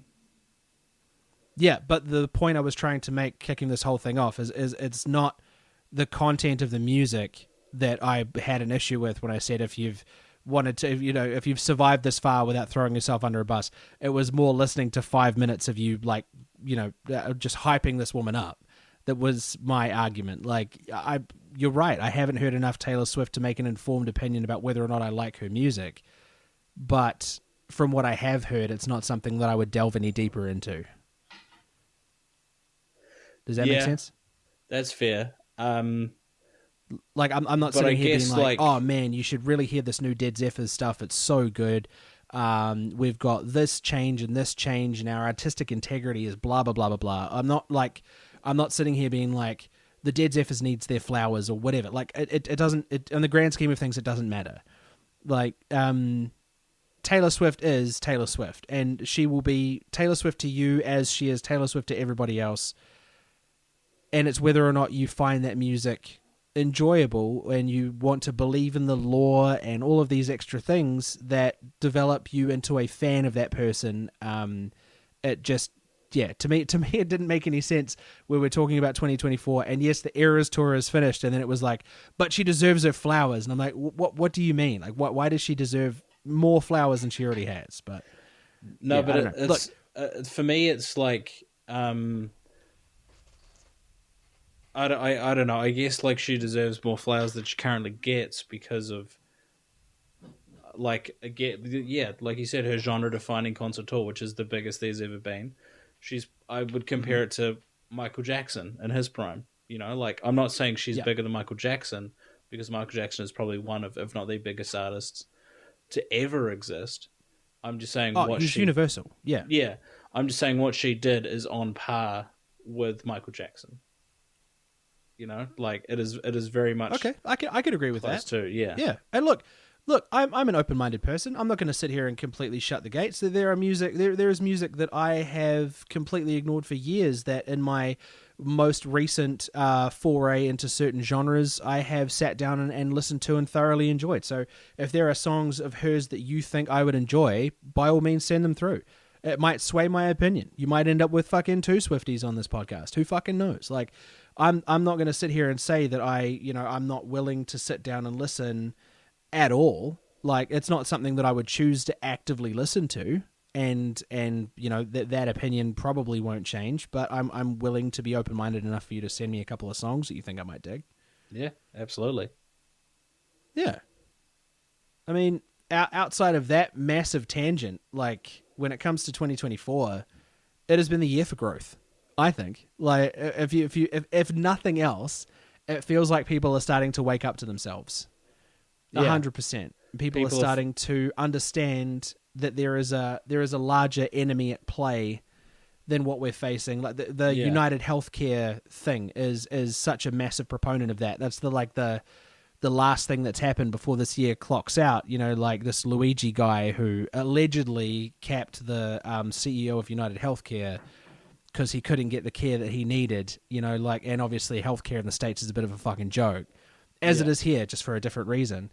But now people are getting behind this guy because they want something to believe in. People are sharing that thing from A Bug's Life, where Hopper, the cricket, goes, "Oh, so you've come up against an ant, right? Yeah, pretend this seed is an ant." Throws it at his mate. "Did that hurt?" "No." And he throws another one. "Did that hurt?" "No." And then he rips open the lid, and all of the seeds and all of the fucking nuts in that just absolutely crush these three fucking grasshoppers. Not crickets, they're grasshoppers. And they absolutely crush these three grasshoppers. And the metaphor they're trying to use is that they like together we are way stronger than we are individually. So now that people are starting to understand that we can take this power back from people like CEOs and whatever else, there's starting to become like a huge Robin Hood era of like lore behind this Luigi guy. People are making edits of him. People are like creating podcasts around him. Who is it? I think it's Lady Gaga that's like devoted a whole bunch of money to like his defense, or trying to prove him innocent or whatever. Yeah, there's probably going to be a Netflix documentary soon as well. Yeah, I'd imagine so. And everyone's like, I am Spartacusing when it comes to like his whereabouts on that day and all that kind of shit. Like, yeah, he was fixing my car. Oh no, he was with me in Florida. We were chilling out. Yeah. He was at my house. We were gaming. Yeah, I just yeah. Like it's for me, like not seeing anyone saying my thoughts and prayers with the CEO was kind of a big wake up call, because it was like, oh, no one actually cares that he's dead because he was shit. Oosh. Nice. We're back again. Yeah, I think we should wrap it up. It's 2 hours now, and it's that's fair. And yeah, absolutely. Have you got work tomorrow? Unfortunately, yeah. Oh man, is it a short day because it's New Year's Eve? Yeah. Still, I don't know why we need to open these days. Like to serve 2 customers that came in the whole day. It's like it's kind of fucking pointless. It's a waste of time. It's a waste of time. It's like when did we used to do it? Diesel and Turbo. No, not Diesel and Turbo.